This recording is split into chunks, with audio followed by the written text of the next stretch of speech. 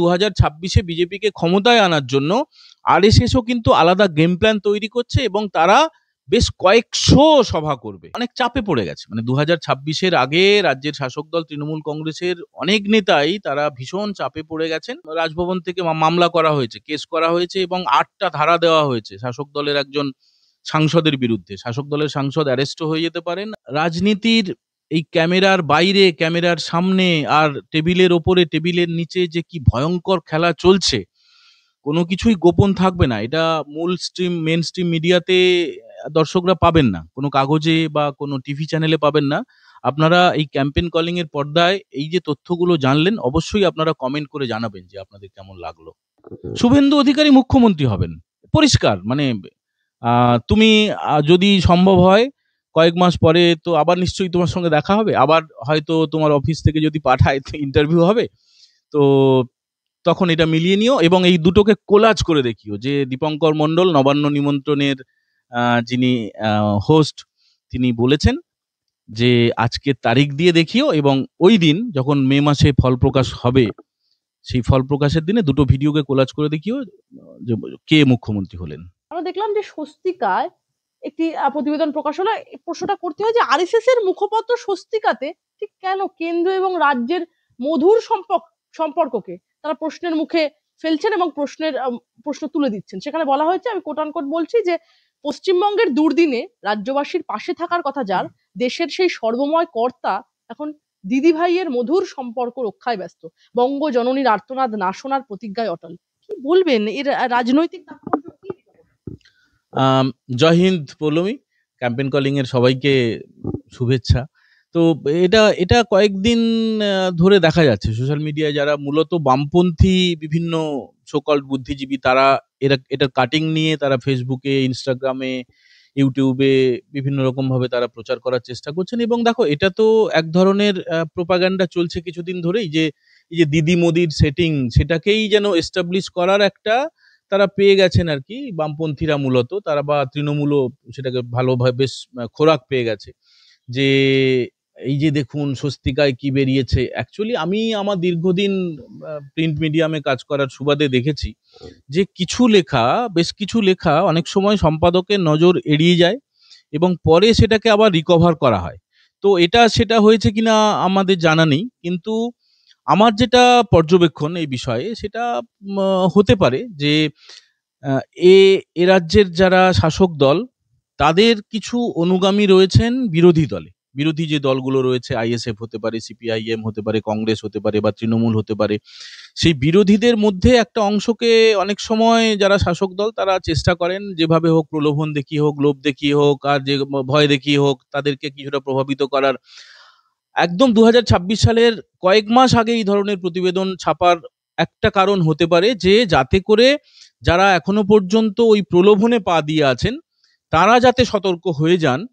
আমার মনে হয় ওই জন্যই এই ধরনের প্রতিবেদন ছেপেছে স্বস্তিকা। এবং স্বস্তিকায় এই যে এই প্রতিবেদন ছাপলো, কোথাও গিয়ে আপনি যেমনটা বললেন, আমি সেই আপনার লাইন ধরেই যাব, যে সিপিআইএম বা কংগ্রেসও মাঝে মধ্যেই সেটিং তত্ত্ব নিয়ে কথা বলে থাকে। তাদের মতে মমতা বন্দ্যোপাধ্যায় এবং নরেন্দ্র মোদীর সেটিং রয়েছে, অর্থাৎ রাজ্যের শাসক দলের প্রতি কেন্দ্রের যে প্রচ্ছন্ন সমর্থনের কথা তারা বলে থাকেন। এবার সেই কথায় উঠে উঠলো আরএসএস এর কলমে। কি দেখো পৌলমী, আরএসএস আর বিজেপি দুটো কিন্তু আলাদা। আরএসএস একটা সংগঠন, তার অনেকগুলো শাখা সংগঠন রয়েছে, শিক্ষায়, স্বাস্থ্যে, বিভিন্ন সামাজিক কাজে, এবং একটা রাজনৈতিক উইং রয়েছে, সেটা বিজেপি। এবং তারা এই মুহূর্তে গোটা ভারতের শাসক দল, এনডিএ জোটের সবচেয়ে বড় শরিক হচ্ছে বিজেপি। তো আরএসএস এর মতো চলছে, আর বিজেপির মতো চলছে, এবং সেখানে কোনো রকমের ক্ল্যাশ খুব একটা দেখা যায় না। এই যে আমরা যারা মিডিয়ার কর্মী, আমরা অনেক সময় ফাঁক ফোকর খুঁজি আর কি। আমরা বলি যে মোহন ভাগবত অমুক বললেন, নরেন্দ্র মোদীর উদ্দেশ্যে বললেন, নরেন্দ্র মোদী এই করলেন ওই করলেন, এইসব বলি। তো মনে হয় না যে এর পেছনে কোনো রকমের বিজেপির সঙ্গে আরএসএস এর ক্ল্যাশ রয়েছে বলে। তাহলে এই কার্যত কি এই কথা তো একটা উঠে আসবেই দীপঙ্কর দা, যে আরএসএস কে বলা হয় বিজেপির মাদার পার্টি। সেখানে দাঁড়িয়ে এই যে আরএসএস এর তরফে ঠিক মা যেরকম শাসন করেন সন্তানদেরকে, তার ভুল ত্রুটি বোঝান, সামনে নির্বাচন, এই কোথাও গিয়ে এই ব্যক্তিগত পর্যালোচনাটা কোথাও গিয়ে কি নির্বাচনে কি স্পেশাল ডিভিডেন্ড? একদমই, মানে দেখো, এটা তুমি খুব ভালো উদাহরণ দিয়েছো, মা যেমন শাসন করেন। মানে আমি সন্তানের পিতা, তো ফলে আমি চাইবো যে আমার সন্তানরা যেন স্ট্রাগল করে বড় হয়। মানে আমাদের বাবা মারা, আমাদের পিতামহরা, তারাও সেটা চাইতেন যে তাদের সন্তানরা যেন স্ট্রাগল করে। মানে হঠাৎ করে কিছু একদম পড়ে পাওয়া 14 আনার মতো কিছু হয়ে গেলে কি হয়, সেই তার গুরুত্বটা থাকে না। তো আরএসএস যদি শাসন করে সেটা খুবই কার্যকরী এবং খুবই দরকার, এটা আমার মনে হয়। এবং যেটা মা এবং ছেলের উদাহরণ তুমি দিলে, এটা তো খুবই খুবই দরকারও বটে। মানে ছেলে যদি কোনোভাবে বিপথে চলে যায় বা যাওয়ার প্রবণতা দেখা যায়, তাহলে মা বাবা তাকে শাসন করবে। এবং সেই প্রবণতা একদম এর আগের প্রশ্নে যেটা তুমি করেছিলে, আমি উত্তরে বললাম যে যদি কোনোভাবে কোনো সম্ভাবনা থাকে, মানে এরকম হয় অনেক সময় যে দেখা যায় যে কোনো একটা নির্দিষ্ট বিধানসভা আসন, আমরা যে আসনটাতে বসে আছি এটাকেও আমরা ওইভাবেই দেখি যে সেই আসনটা দেখছি প্রথম রাউন্ডে, দ্বিতীয় রাউন্ডে, তৃতীয় রাউন্ডে, মানে প্রথম 5-6টা রাউন্ডে এগিয়ে থাকার পরেও কোথাও গিয়ে পিছিয়ে যাচ্ছে। তখন সেই মনের মধ্যে সন্দেহটা দেখা দেয় যে কোনোভাবে কি তাহলে কোথাও একটা নমনীয়তা দেখিয়েছিলেন এখানকার বিজেপি প্রার্থী। তো সেই সব সম্ভাবনা থাকে। এইবারে 2026-এর আগে যাতে কোনো রকম ভাবে একদম নিশ্ছিদ্রভাবে পুরোটা রাজনৈতিকভাবে আক্রমণ করা যায়, এবং যেটা বলা হচ্ছে যে ওই যে দিদি মোদির সেটিং, মানে এটা তো একটা আর কি বিভিন্ন এই এই ধরনের যা যা কথা, যা যা সম্ভাবনা, এবং সমস্ত জায়গায় চিহ্নিত করা হচ্ছে। এবং ভূপেন্দ্র যাদব বলে, যিনি আরএসএস থেকেই এসছেন বিজেপিতে, এখন তিনি পশ্চিমবঙ্গের অবজারভার হিসেবে, তাকে মূল পর্যবেক্ষক হিসেবে নিয়োগ করেছে বিজেপির কেন্দ্রীয় নেতৃত্ব। বিপ্লব দেব রয়েছেন, এছাড়া যারা এ রাজ্যের যারা দায়িত্বে রয়েছেন, তো তাদের সঙ্গে আমরা কথা বলেছি। তাদের সঙ্গে কথা বলে আমরা যেটা বুঝতে পেরেছি যে অন্যান্য বিধানসভা ভোটের মতো কিন্তু 2026-এর ভোট হবে না। তার আগে যা যা করা দরকার তাই তাই করবে ভারতীয় জনতা পার্টি এবং তাদের কেন্দ্রীয় নেতৃত্ব এবং আরএসএস। এই কারণে বলছি যে বিজেপির পাশাপাশি অনেকে বলেন যে আরএসএস কোথায় কি করে অনেকে জানেন না। তার কারণ আমরা ভেতো বাঙালি, আমরা ঘুম থেকে উঠি 8টা 9টা 10টার সময়, সন্ধ্যেবেলা থেকে মাঝে মধ্যে আড্ডা দিই আর লেট নাইটে ঘুমোই। কিন্তু আরএসএস এর যারা কর্মী সমর্থক অর্থাৎ স্বয়ংসেবকরা, তারা খুব ভোরে উঠে তারা তাদের কাজটা করেন এবং এর ফলেই চোখে পড়ে না। এটা এই জন্য বললাম যে বিজেপির তো প্রচুর সভা হবেই, আরএসএস এরও কিন্তু তাদের যে শাখা হয় প্রত্যেকটা ভোরে, সেটা বাদেও বিজেপিকে সাপোর্ট করার জন্য 2026-এ বিজেপিকে ক্ষমতায় আনার জন্য আরএসএসও কিন্তু আলাদা গেম প্ল্যান তৈরি করছে এবং তারা বেশ কয়েকশো সভা করবে। এটা একদম কনফার্ম খবর বলছি। দীপঙ্কর দা, আমি যে এবার যে তোমার সামনে যে প্রশ্নটা রাখবো সেটা হচ্ছে সাম্প্রতিককালে আমরা দেখেছিলাম যে প্রাক্তন বিচারপতি তথা বর্তমান বিজেপি সাংসদ অভিজিৎ গঙ্গোপাধ্যায়, জাস্টিস গাঙ্গুলি, তিনি তার একটি সাক্ষাৎকার ঘিরে একদম তুমুল শোরগোল পড়েছে বঙ্গ রাজনীতিতে। সেখানে অভিজিৎ বাবুকে দাবি করতে শোনা গেল যে বিজেপির কেন্দ্রীয় নেতারা বঙ্গ রাজনীতিতে প্রভাব ফেলতে পারছেন না। তার দাবি এমনটা যে প্রাক্তন বিচারপতির দাবি যে বাংলার মন বোঝার জন্য দিল্লিবাসী নেতাদের দিয়ে কাজ হবে না। অভিজিৎ গঙ্গোপাধ্যায়ের সেই বক্তব্যে পরবর্তীতে সমর্থন করলেন রাজ্যের বিরোধী দলনেতা শুভেন্দু অধিকারীও। বিজেপি নেতাদের একাংশের সেই সুর এবার আরএসএস এর গলায়, কি বলবো?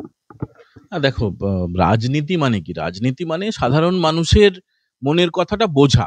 মানে এ তো আর প্রশান্ত কিশোর না। প্রশান্ত কিশোর দেখো বিহারে গিয়ে অনেক লম্বা চওড়া ভাষণ দিয়েছিলেন, তারপরে শূন্য পেয়ে তিনি বলেছিলেন যে তিনি রাজনীতি ছেড়ে দেবেন 25টার বেশি যদি বিরোধীরা আসন পায়। তো ক্ষমতায় চলে এসছে এনডিএ। তো আমি এই জন্য বলছি যে সাধারণ মানুষের মনের কথাটাই কিন্তু অভিজিৎবাবু বলেছেন। এবং শুভেন্দু অধিকারী, তিনি পশ্চিমবঙ্গের যতজন জননেতা বা জননেত্রী রয়েছেন তাদের মধ্যে অন্যতম। আমরা বাম আমলে যদি জ্যোতি বসুকে দেখি, আমরা যদি সুভাষ চক্রবর্তীকে দেখি, বা তৃণমূলের যিনি এখন নেত্রী মমতা বন্দ্যোপাধ্যায়, আর একদম সমগোত্রীয়, মানে এই জননেতা বা জননেত্রীরা না, মানে রাস্তা দিয়ে যখন হাঁটেন তাদের চোখে চোখ পড়লে তারা বুঝে যান যে তারা কি চাইছেন এবং তাদের মনের মধ্যে কি আছে। না হলে জননেতা জননেত্রী হওয়া যায় না। তো শুভেন্দু অধিকারী সেই জননেতা জননেত্রীদের একজন।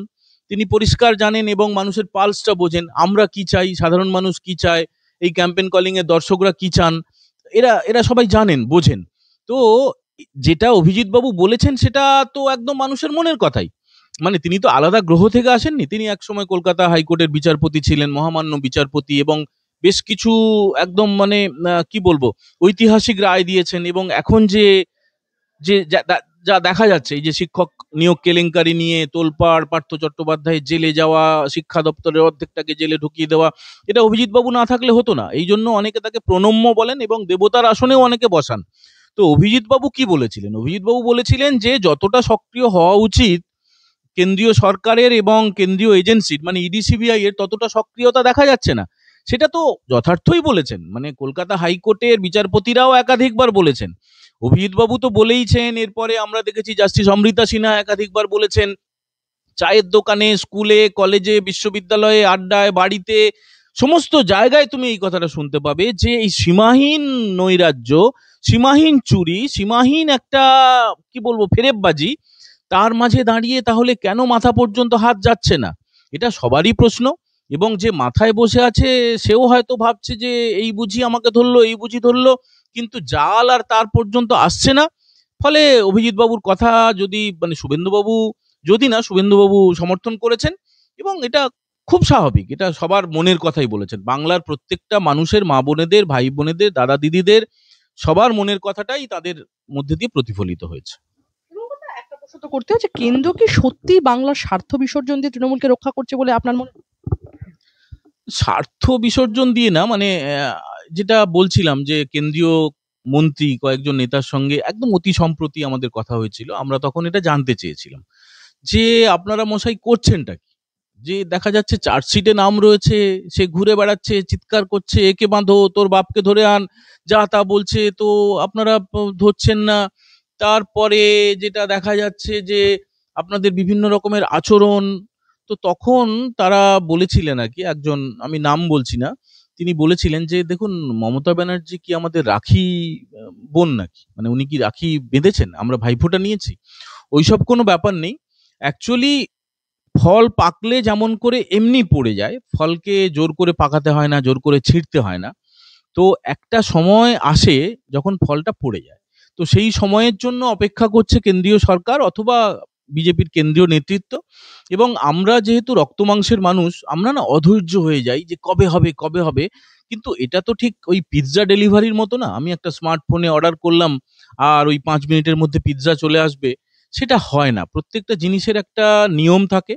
এবং সবকিছুর পরেও আমরা আশাবাদী যে একদিন সত্যি এই অন্ধকারময় সময় কেটে আলোর একটা দিন আসবে। এবং সেই অপেক্ষায় যেমন করে বাংলার প্রত্যেকটা মানুষ আছেন, বিচারপতি অভিজিৎ গঙ্গোপাধ্যায় আছেন, বিরোধী দলনেতা শুভেন্দু অধিকারী আছেন, এবং আমাদের মতো ছোট ছোট সাংবাদিকরা আমরা আছি, এবং অগুন্তি কোটি কোটি দর্শক আছেন।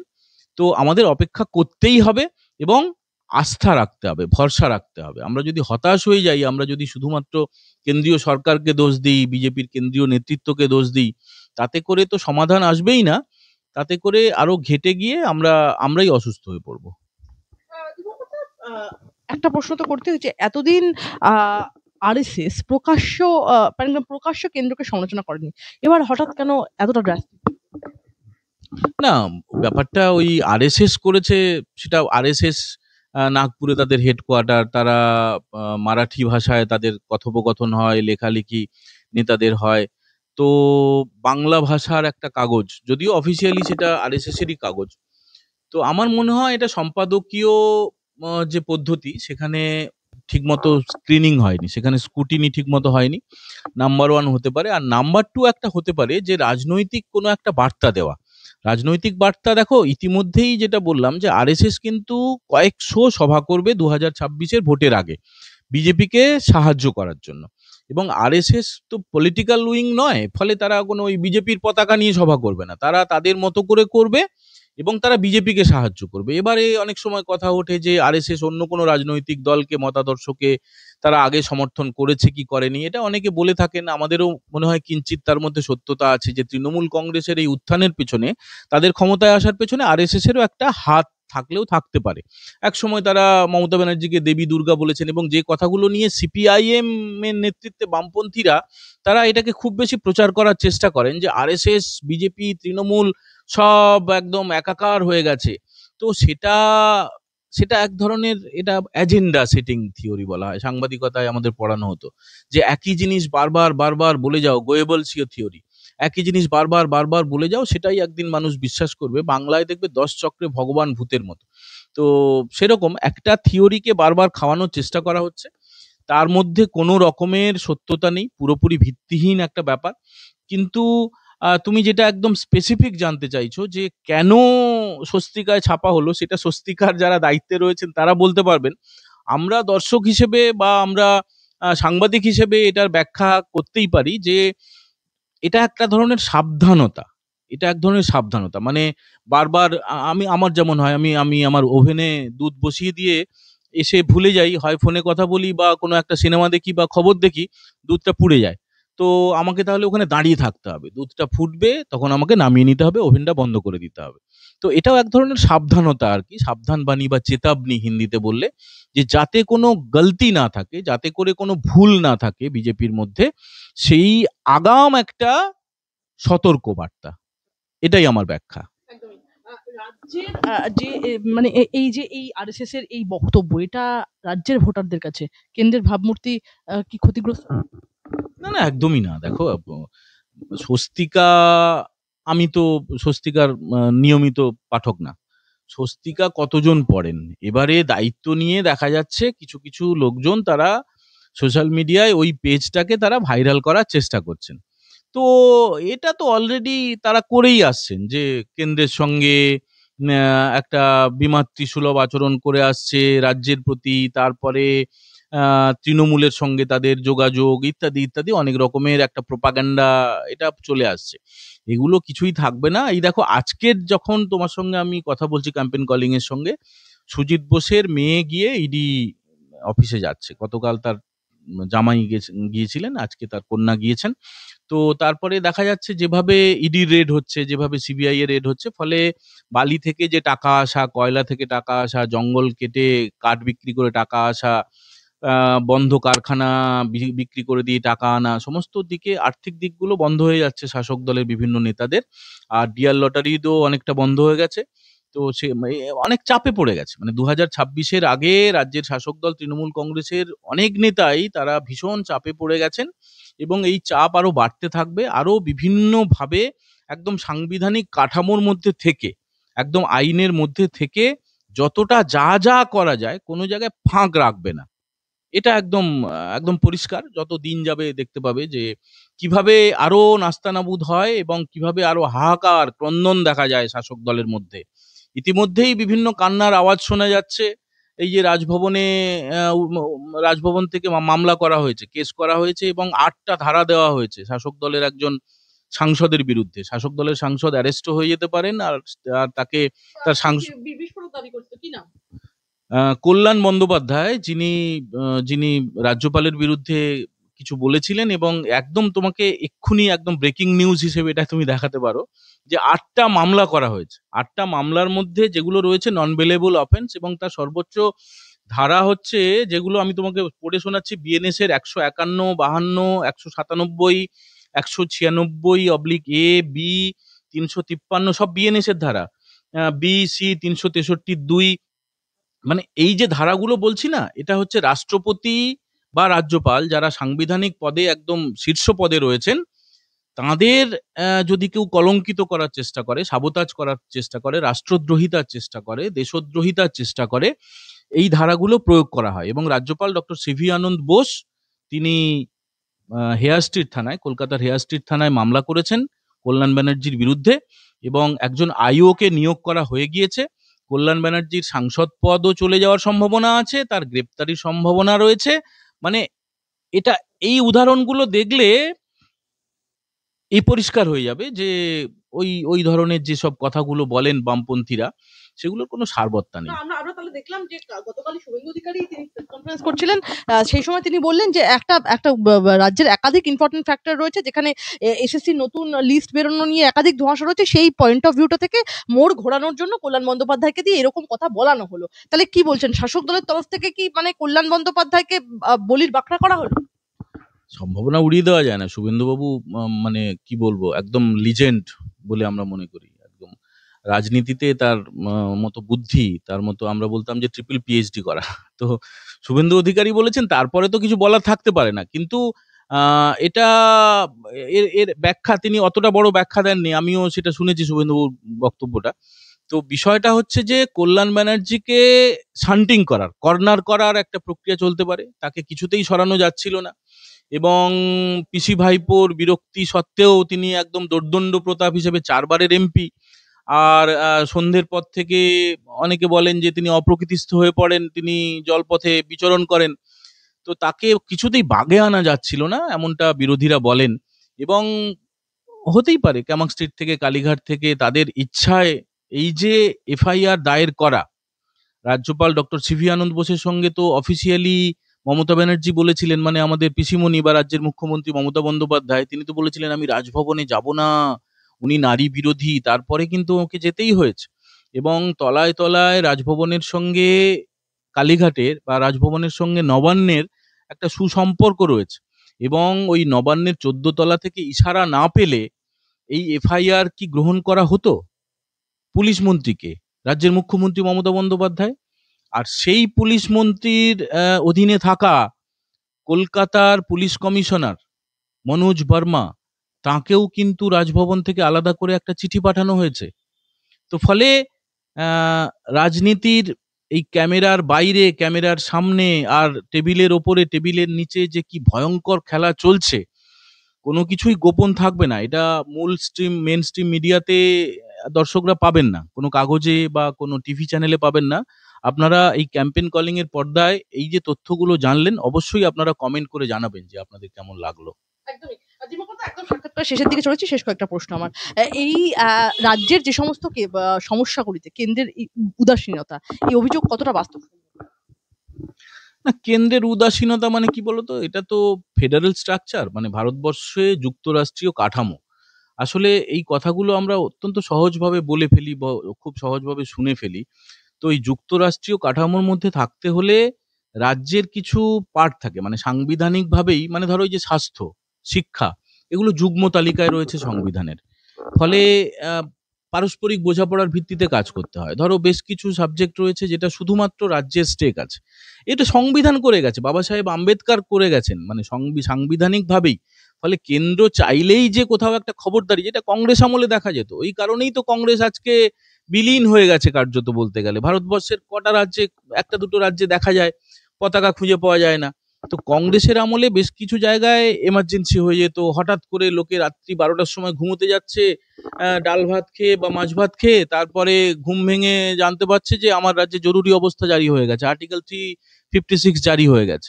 তো সেটা এখনকার যিনি প্রধানমন্ত্রী নরেন্দ্র মোদী, তার আমলে এটা হয়নি, মানে একমাত্র মণিপুরে হয়েছে। মণিপুরে ভয়ঙ্কর অবস্থা হয়েছিল, তো সেটা করতে বাধ্য হয়েছে কেন্দ্রীয় সরকার।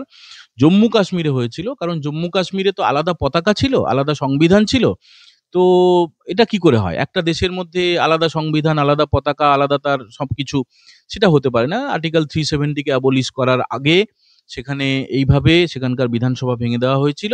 যেখানে খুব দরকার সেখানে করা হয়। আর একদম শুরুতে যেটা আপনাদের মনে থাকবে দর্শকদের, যে আমি বলেছিলাম যে ফল পাকলে সেটা এমনি পড়ে যায় গাছ থেকে, তাকে জোর করে ছেঁড়ার দরকার হয় না। তার ফলে এই যে অনেকের মধ্যে, আমাদের মধ্যে বারবার আলোচনা হয় না, কেন কেন্দ্রীয় সরকার সেনা শাসন জারি করছে না, কেন জরুরি অবস্থা জারি করছে না, সেটা নিয়ে আমরা আকাশ বাতাস ফাটিয়ে ফেলি। আর তো 3 মাস, এই যে রাজ্য সরকারের মেয়াদ আর মাত্র 3 মাস, তারপরে কি হয় দেখুন না। আমার আমার আমার সেই দুটো প্রশ্ন আপনার কাছে, দিবাঙ্কর দা, সেটা হচ্ছে আরএসএস কি ভবিষ্যৎ রাজনৈতিক সমীকরণ তৈরি করতে কেন্দ্রকে কোথাও কি সতর্ক করছে, এবং এই সমালোচনা কি পশ্চিমবঙ্গের আগাম নির্বাচনে বড় কোনো পরিবর্তন?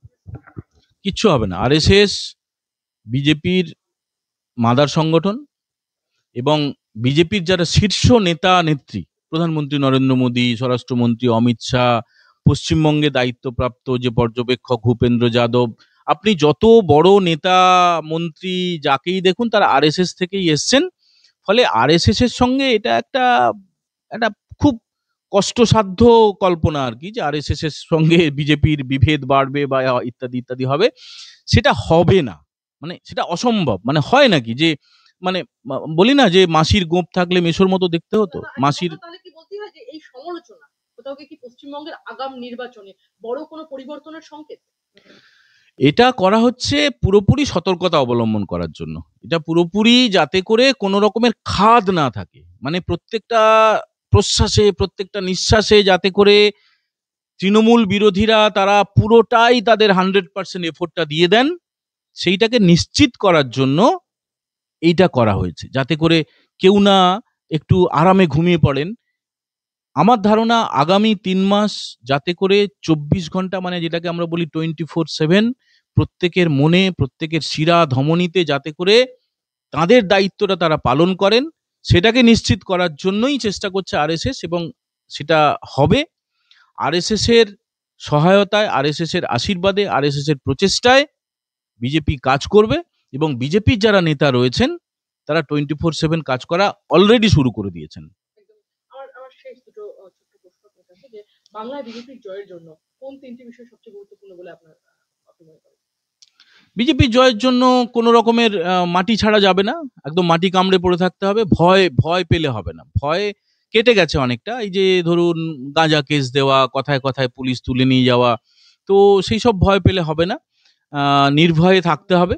আর একটা যেটা, যে অদম্য জেদ, মানে সাফল্যের জন্য যেটা হয়, যে ধরুন আমাকে যদি জলের মধ্যে চুবিয়ে রাখে, আমি নিঃশ্বাস নেওয়ার জন্য যেভাবে ওঠার চেষ্টা করব প্রাণ বাঁচানোর জন্য, তো সেই দম বন্ধ করা পরিস্থিতি তো এখন পশ্চিমবঙ্গে তৈরি হয়ে গেছে। তো বাঁচতে হলে যে চেষ্টাটা করতে হবে, জলের তলায় ডুবে গেলে বা মাটির তলায় কেউ যদি পুঁতে দেয়, আমাকে নিঃশ্বাস নিতে গেলে যতটা আমার প্রচেষ্টা দরকার, সেই চেষ্টাটা বিজেপির নেতাকর্মীদের মধ্যে প্রয়োজন। না হলে হবে না, সাফল্যের জন্য এটা করতেই হবে। আর যেটা করতে হবে, যে নিজেদের মধ্যে যে কোন্দল থাকে, মানে প্রত্যেকটা ডানপন্থী দলে না একটু লবি থাকে, সেটা কংগ্রেসেও আছে, সেটা তৃণমূলে আছে, এবং বিজেপিতেও আছে।